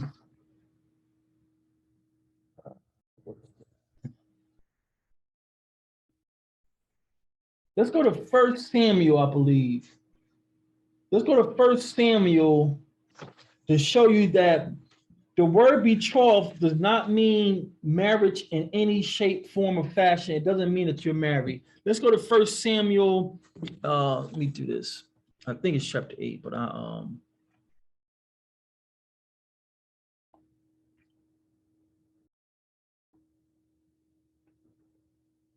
this is where you gotta be a Berean. You just can't be intimidated with these Israelite bullies and just want you to swallow their doctrine.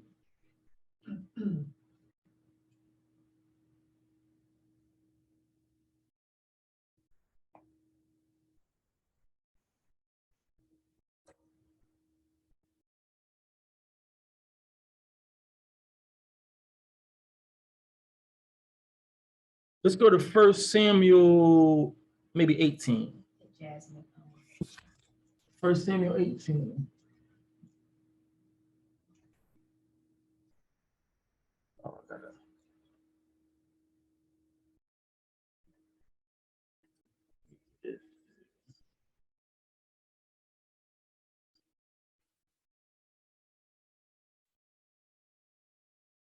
I want to show y'all that the word betrothed, because some brothers are going to try to stick that to you. They're going to try to ram it down your throat that them being betrothed is already a marriage in Hebrew. And I'm about to show you how they're lying.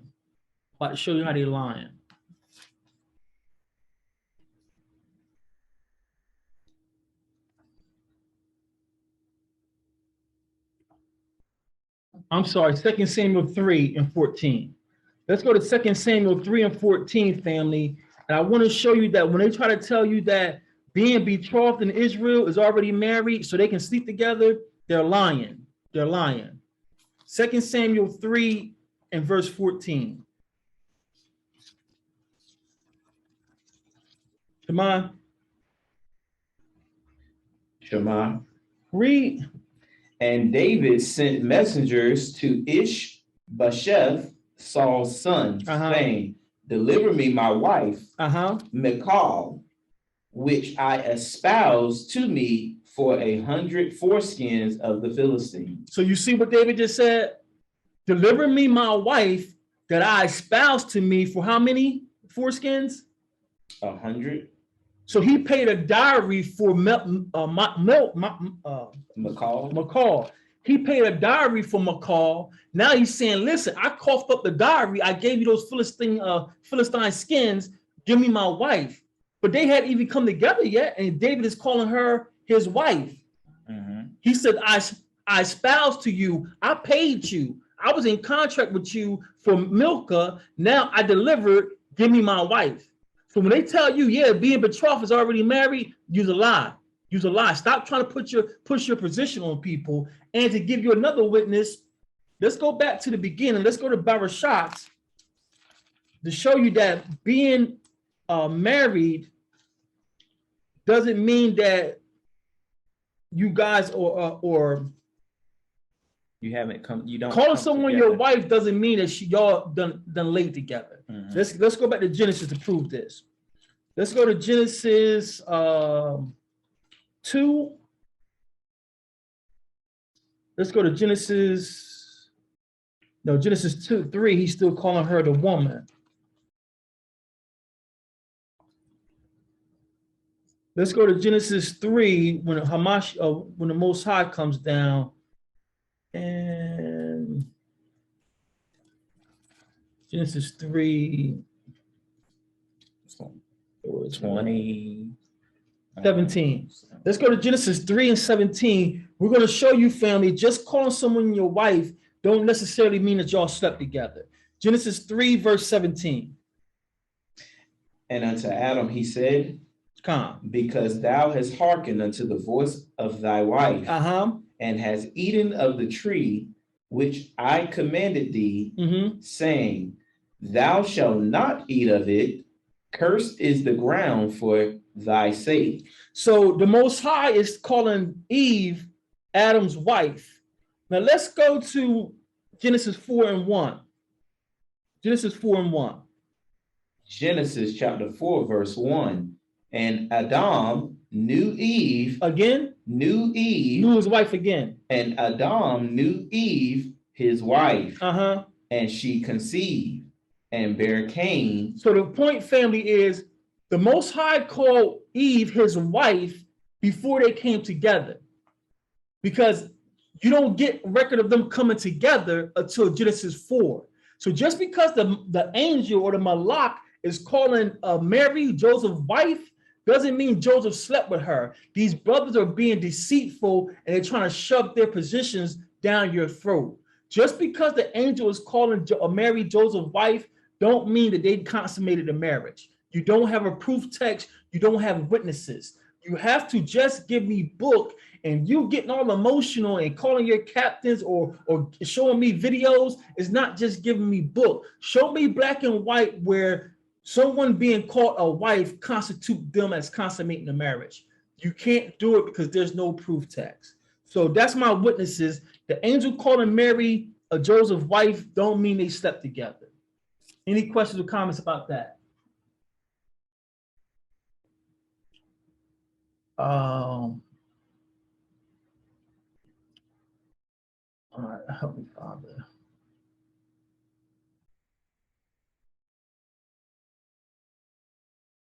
So let's go to the end of this. You know, we gotta skip to the end of the chapter. We couldn't read this good history and not get to the end. I don't remember. What are you trying to do? I'm right brain, so sometimes things on the left side I can't compute. So let's go to let's finish this Matthew chapter 1 up. Matthew chapter 1, verse 22. All this was to complete what was written by the prophet according to Adonai Yah.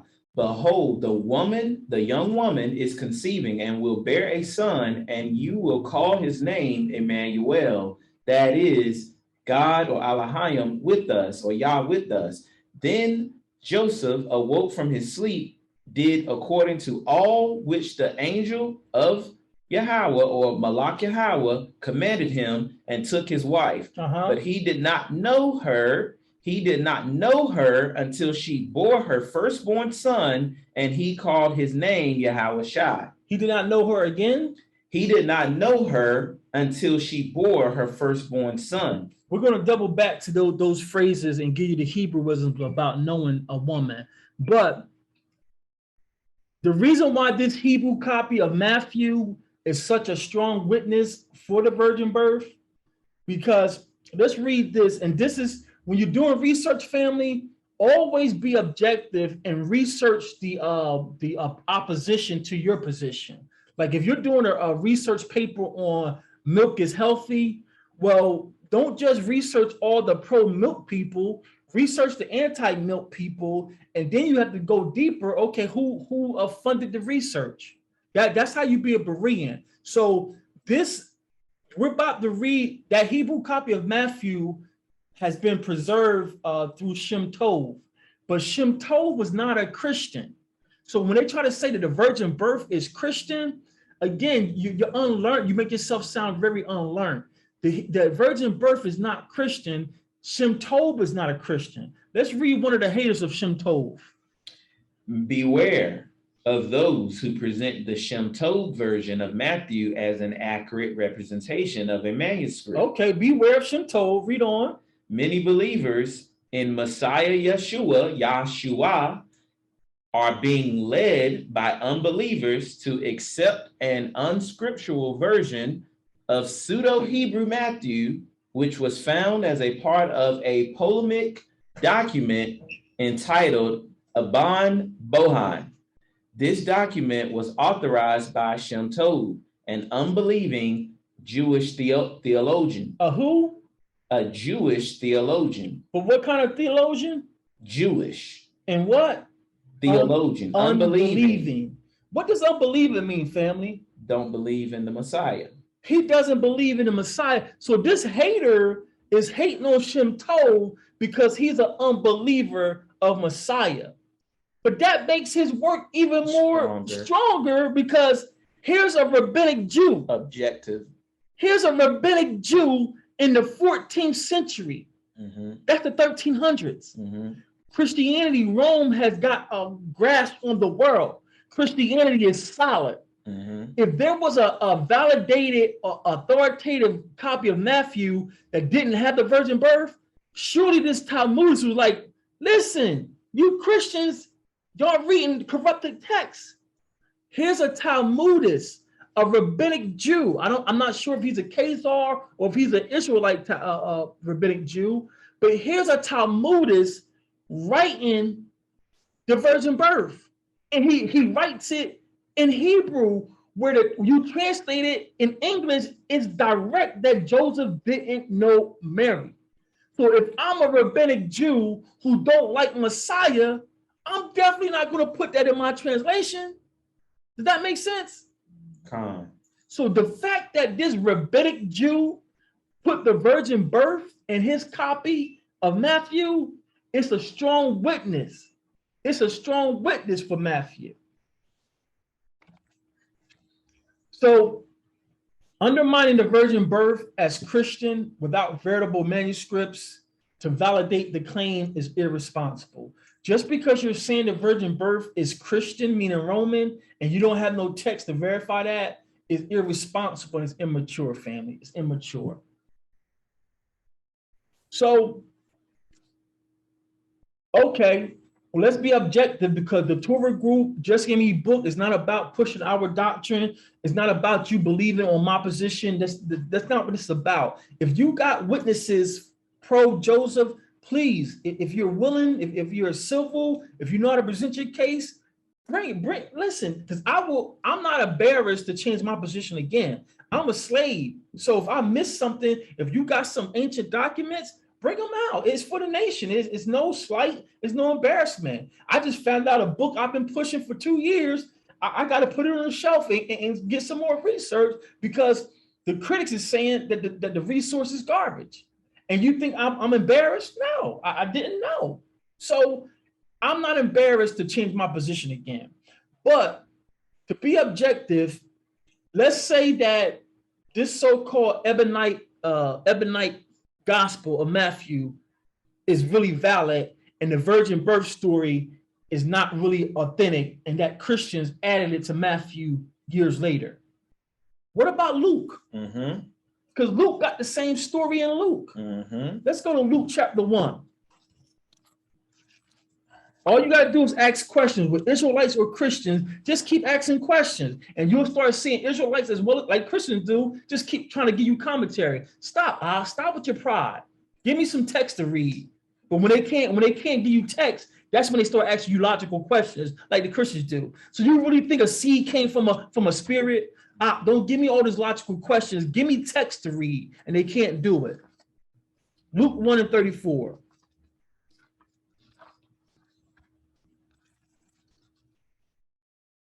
Go ahead. Luke chapter 1, verse 34. Then said Mary unto the angel, how shall this be, seeing I know not a man? So it's weird that Matthew, it's on record, Matthew wrote his report first. And he felt it necessary to start his report with the genealogy of Messiah, and he put the Messiah's birth in there. But because this teacher says, hey, there's a copy of Matthew that the virgin birth is not even in there. So now that discredits the virgin birth, but Luke has it. So what do we say about Luke's record? Is Luke's record Christian? There's too many witnesses for the virgin birth. That's what we're bringing out. There's for me, I'm not here for Shamaria. I'm not here for my wife.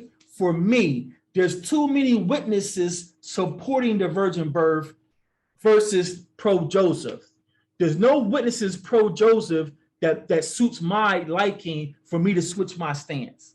If you find concrete witnesses to support pro-Joseph birth, please, by all means, let's share them. It's not about one man. It's not about the Torah group. But if we're being objective and we're being fair with the text, there's more witnesses for pro-Yah than there is pro-Joseph. So I heard another position offered by a brother, and he says, when Mary entered the temple to dedicate Messiah, she offered sacrifices because she was unclean. And the reason why she was unclean is because the seed of copulation had touched her. So her being unclean, she had to offer sacrifices.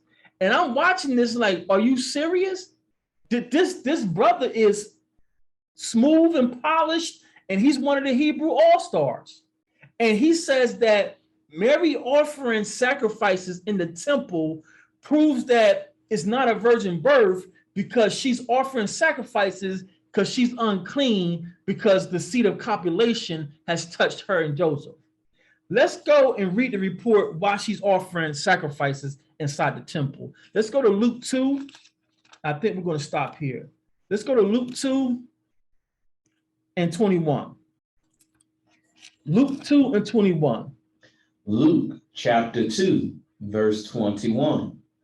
And when 8 days were accomplished for the circumcising of the child, his name was called Yah's salvation, or Yahweh Shai, which was so named of the angel before he was conceived in the womb. So the angel gave the name, but I love our history, and I love all the work that we're getting from all brothers. I just met brother Yirmiyahu today on the phone. We got brothers on all circles, on all platforms. Some or out front, some or in their own areas. You don't have to have a microphone in your face. You don't have to be on social media, doing the work. We got brothers undercovers doing the work. But this is what Benaiah brought out, and the brothers from Rebirth. This is what the brothers from Rebirth brought out. Read that again about the naming on the 8th day. And when 8 days were accomplished for the circumcising of the child, his name was called Yah's salvation. So this is Israelite custom for males, boys, that they're circumcised on the 8th day and they receive their name, official name on the 8th day. So yes, the angel told them the name of the Messiah, but it was official at his ceremony. And that's something we got proof that our brothers and sisters in West Africa have been keeping this oral tradition. How are these so-called West Africans keeping this Torah law way over in West Africa, and it's supposed to be Jewish? These are breadcrumbs that let you know that we are the Most High's people. All praises be to Abba Yah. So Messiah is getting his name on the 8th day, verse 22. And when the days of her purification, according to the law of Moshe or Moses, were accomplished, they brought him to Jerusalem to present him to Adonijah. As it is written in the law of the Adonijah, every male that opened the womb. I'm sorry, I just maybe you add stuff to it. Verse 22 says, her days of purification were accomplished. So that means she's clean. So her purification is accomplished. She's back clean, but she's offering sacrifices because she had sex with Joseph. You see how you ask questions, family? It don't make sense. But when you get a reputation in Israel, and now people puffing you up as some great Morah, and then you get groupie starstruck with these people, you don't even read for yourself. You take this man's video or lesson for face value, and then you close your book, and you got to be a Berean. We're behind enemy lines. We got Israelites as well as Christians lying to us. Mary wasn't unclean. You can't come into the temple unclean. The Most High will strike you down. Her days of purification has passed. According to what? According to the law of Moses or Mashah, as it is written in the law of the Most High. Every male that opened the womb shall be called set apart or holy to the Most High. And to offer a sacrifice according to what is said in the law of Adonijah, a pair of turtle doves or 2 young pigeons. She offering turtle doves and pigeons, not because she's had sex with Joseph and the deceit of copulation has entered her. She just had a child, a male child, and according to the Most High's Torah, that's what you bring if you have a male child. But this teacher is polished. It's like you just gonna just throw that in there. Yeah, see, it can't be a virgin birth because she's unclean here, and that's why she's offering. You have to be Bereans, family. Do not let yourself be beguiled by these social media heroes. These Hollywood Hebrews, you got to find this text for yourself. Read that again, verse 24. And to offer a sacrifice according to that which is said in the law of the Most High, a pair of turtle doves or 2 young pigeons. If she's unclean because the seed of copulation has entered her or touched her, where's Joseph's sacrifice? Where's Joseph's sacrifice? Just ask questions, family. The Torah Group, Just Give Me Book TV, we're not here to tell you what to believe. We're not here to form your opinion or your position. We're here to bring you evidence, and you decide for yourself. You decide for yourself. So I think we're going to end here for the night. Y'all willing, if we're still here, we'll pick back up next Tuesday night at 7 with Nabah or Prophecy. Any questions or comments about what we went over tonight? First and foremost, praise John in the name of Yahweh Shai for what y'all brought out. Is real edifying. And I just wanted to make a comment, and by all means stop me if I'm off, but this seems to me like the spirit of Nicodemus is going throughout like the nation. And real quick, I just wanted to read John chapter 3, verses 3 through 6. And I've been just thinking about this the entire time you've been talking about it. And we've went over the virgin birth a couple of times before, and I've watched a couple of videos in the past from both standpoints. And I never really thought of this precept until tonight. So John chapter 3, verse 3, it says, Yahweh Shai answered, well, let me back up. I'm going to start at 1 through 6. There was a man of the Pharisees named Nicodemus, a ruler of the Jews. The same came to Yahweh Shai by night and said unto him, Rabbi, we know that thou art a teacher come from Yah, for no man can do these miracles that thou doest except Yah be with him. Yahweh Shai answered and said unto him, Verily, verily, I say unto thee, except a man be born again, he cannot see the kingdom of Yah, or Elohim. Verse 4, Nicodemus saith unto him, how can a man be born when he is old? Can he enter the second time into his mother's womb and be born? Yahweh Shai answered, Verily, verily, I say unto thee, except a man be born of water and of the what? Wow, the Spirit. He cannot enter into the kingdom of Elohim. That which is born of the flesh is flesh, and that which is born of the Ruach or spirit is spirit. So what's been on my heart listening to y'all speak is, you said it earlier, people will believe that Yah parted the sea, that he made manna rain from heaven. He did all these signs, miracles, and wonders, but it's just completely believable and illogical that he can't speak his word and turn it into flesh. Isn't there precepts where the Most High said, I can turn these stones into the nations if I wanted to? So just reading this, it seems like this same spirit, this carnal spirit, to where Nicodemus just couldn't get it. He couldn't see the kingdom was right in front of him. The word made flesh was right in front of him. He couldn't get it. But for our edification and for those who have eyes to see, ears to hear, and a heart to understand, this is how we come back to the Father. We have to be born through the Spirit. So I just wanted to say that. Con, I thought you was gonna say something else, but this is what hit me when you was reading it. Yahushua answered, verily, verily, I say unto thee, except a man be both or be born of water. What happens when a child is about to be born? The water breaks. Water break. And we also know baptism, but born of water from the woman's water that breaks, and of the Spirit, he cannot enter into the kingdom of the Most High. So the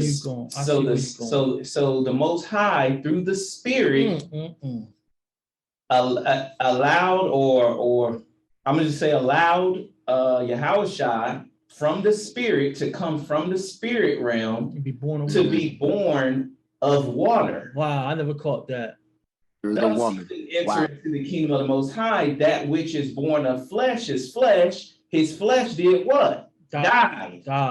That's powerful. And that which is born of the Ruach is Ruach.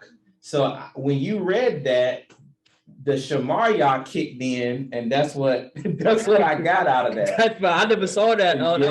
That's powerful to me. That shows, who. Wow, that's Hebrewism, y'all. That's the power of commandment keeping, family. That's why we follow the law, because Shemariah's intellect didn't give him that.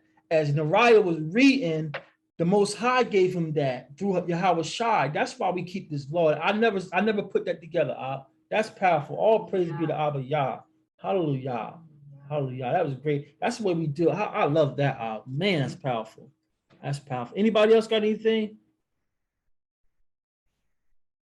That was powerful. Any other questions on what we went over tonight? Next week, we'll pick back up with prophecy, trying to run down prophecies that's alluding to or directly speaking of the Most High. We're probably going to have a part 3 because, Tuesday nights, it's Tuesday night. What's night? Tuesday, yeah. Tuesday nights for most of us is a school night, so we can't go too long. That's why I'm trying to cut it off now. Last week, we was about here to midnight. So we're probably going to have 3 parts because we got to go over prophecy. I got some more scriptures, and I don't want the brothers, the pro-Joseph adherents, thinking I'm just trying to throw them under the bus.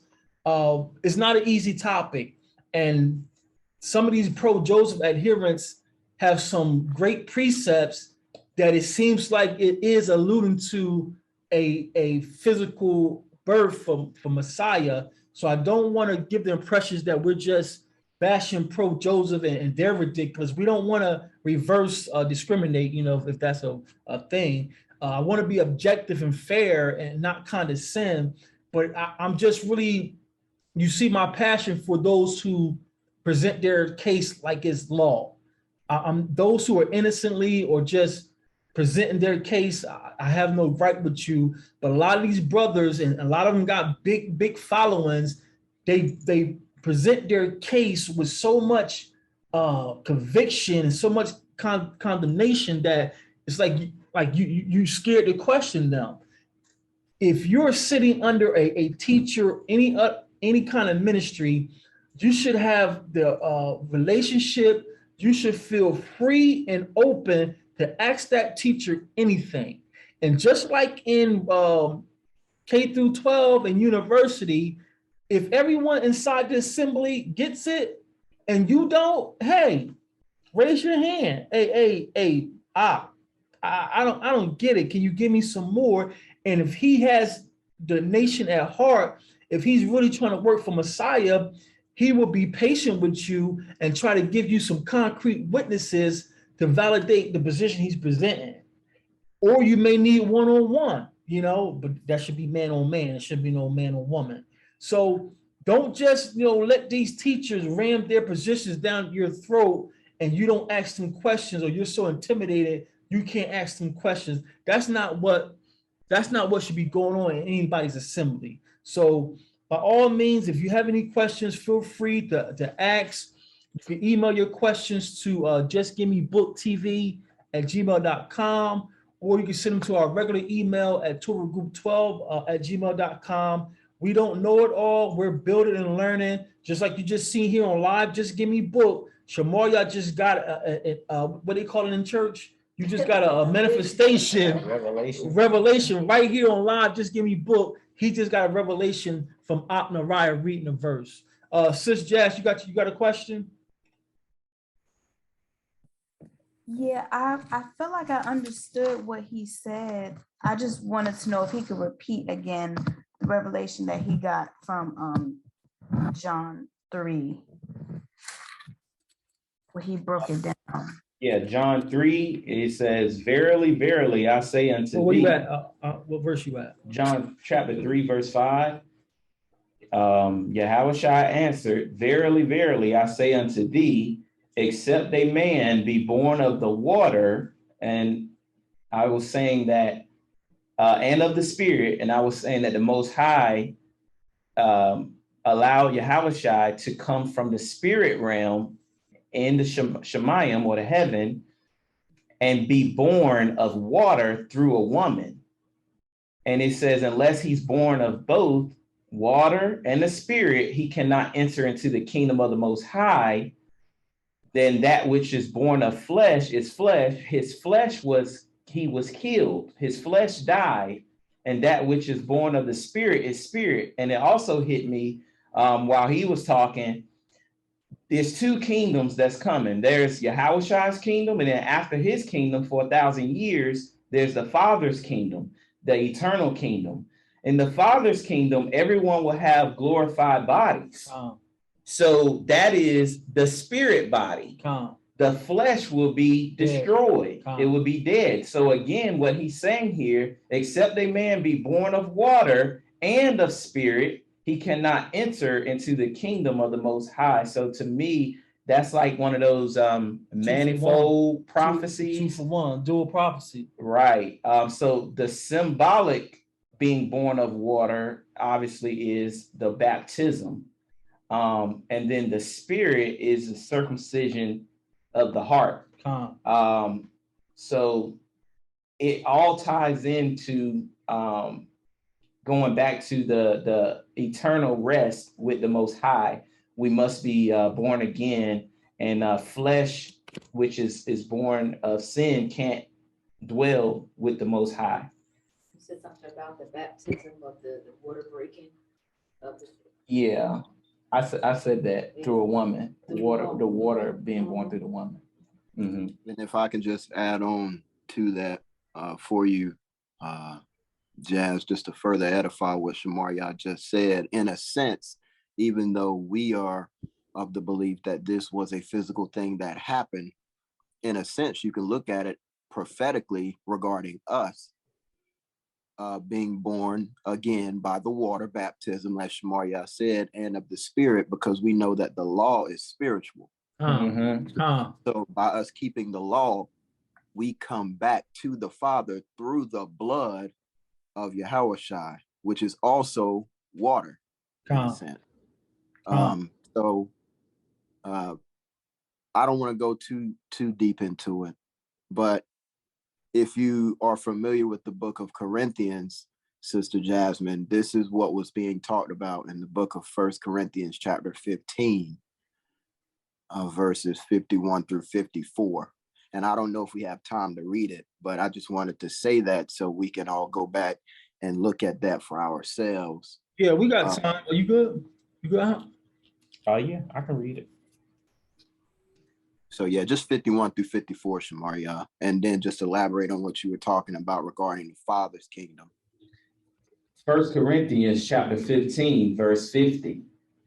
Now this I say, brethren, that flesh and blood cannot inherit the kingdom of Yahweh, neither doth corruption inherit incorruption. Behold, I show you a mystery. We shall not all sleep, but we shall all be changed. In a moment, in the twinkling of an eye, at the last trump, for the trumpet shall sound, and the dead shall be raised incorruptible, and we shall be changed. Wow. Did you want me to continue? I think you said the 54. Okay. 54.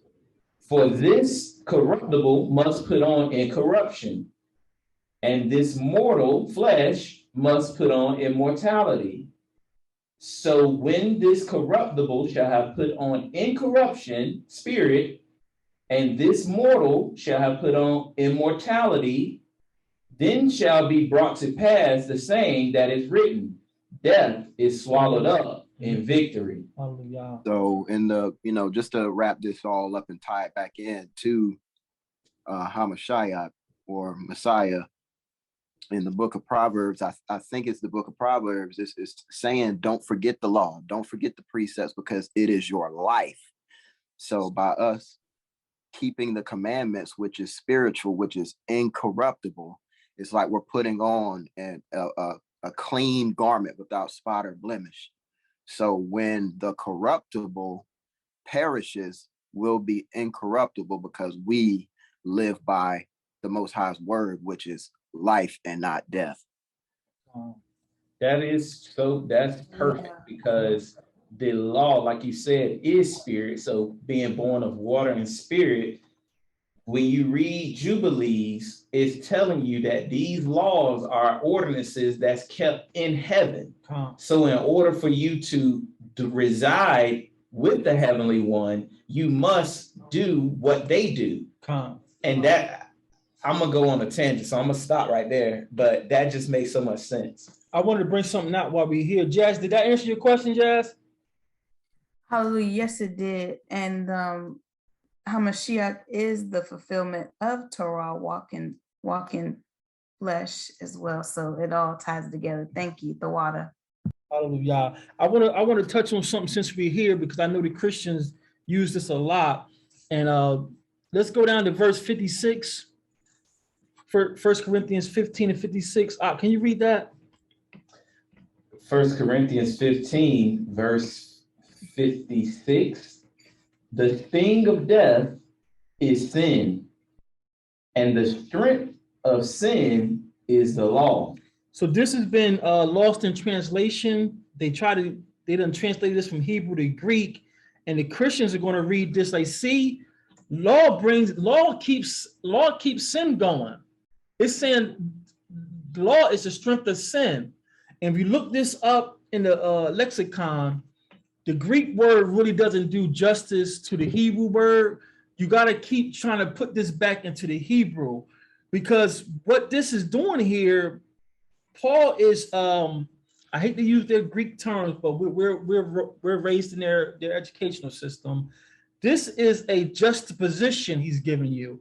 He's saying, listen, the sting of death is sin. The result of sin is death.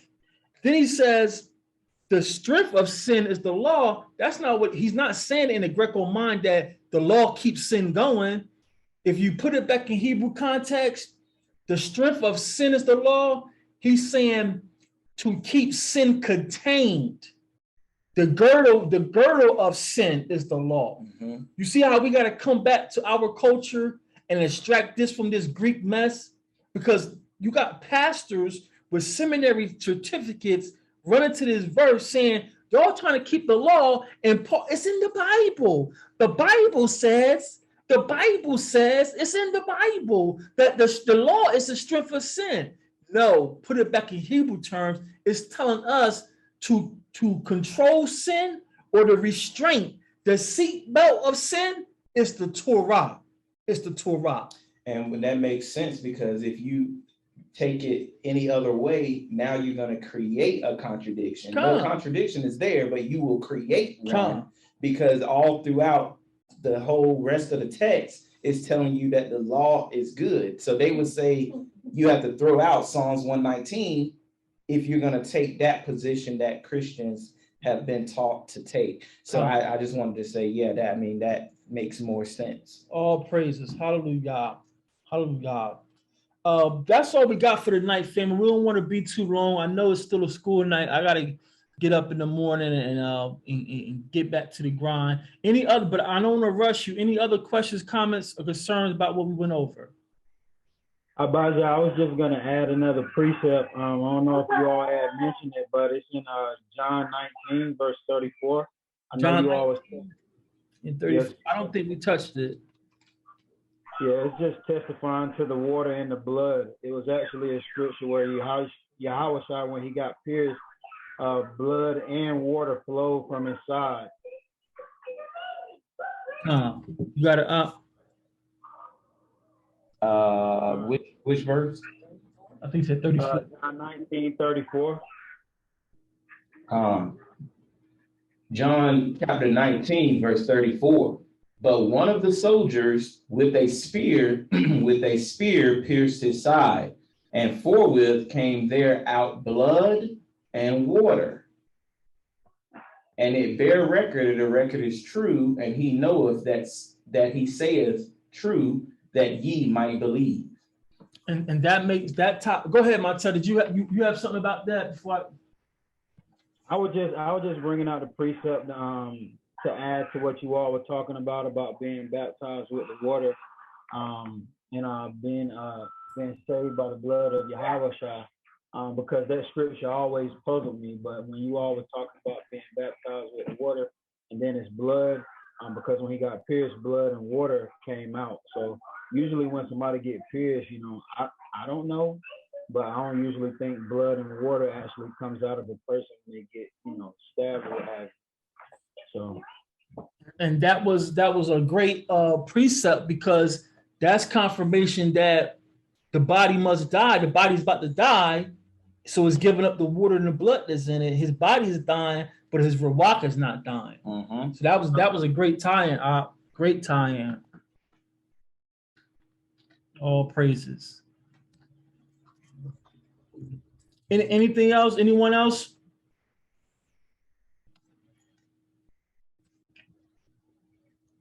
All right, I want to say Kaya Dala Yahweh. All praises be unto the Most High Yah by the blood of our King Hamashiach. I thank all of you for everything y'all do to keep us going. Even your posts and your reposts. You never know whose day you're making and brightening up. So you don't need a camera. You don't need a microphone to do the work of Yah. We got brothers and sisters just posting information, texting out information. So I thank you all for being in this labor with us. Coming up Thursday, tomorrow's Thursday? Wednesday. Our 12-hour fast for this week, Thursday. You set it according to your own schedule, and we're just seeking Yah for the spiritual gift that He said He was going to restore to us. We need the gift of prophecy back. We need the gifts of dreams and interpretation of dreams, because there's things in these Bibles that we're bringing out in Shabbat. These Bibles are corrupt and they're missing stuff. So Yah promised that in the last days, He's going to pour out His ruach on His children. And that's what we need. But I don't know about y'all, but I'm church hurt. I can't be going on no Hikamo Honda. Let's buy this Honda. We need some confirmation. So if you can fast with us on Thursday, 12 hours of liquid, you set it up according to your schedule, and we see what Yah does. For us, Friday is the set apart Sabbath. So the best you can. You know, put on a special song, a special shirt, do something for the Most High to let him know that you're setting the day apart. But y'all willing, we'll be back inside the Bayat on Saturday, and we're going to continue with textual criticism. So I thank you all. Yasha, you've been quiet. You got something? I ain't got nothing. All right, all praises. Shamar, you got some closing remarks?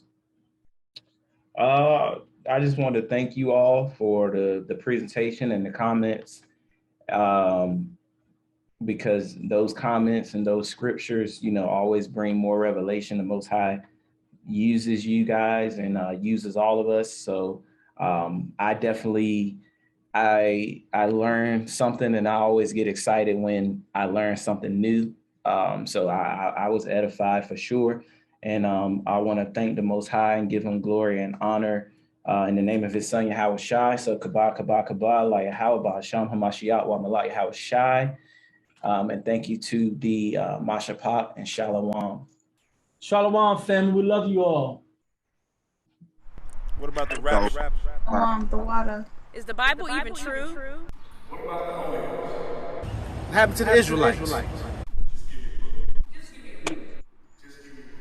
Oh, To the law and to the testimony. I don't know. If they speak not according to this word, it is because there is no light in them. Then he said unto them, O fools, and small heart to believe all that the prophets have spoken. Ought not Hamashiach to have suffered these things, and to enter into his glory? And beginning at Moses and all the prophets, he expounded unto them in all the scriptures things concerning himself.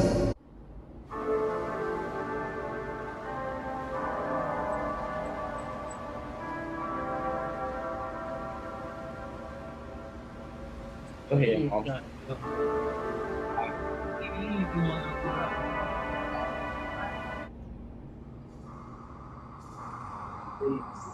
know. You get at 12. At what? 12.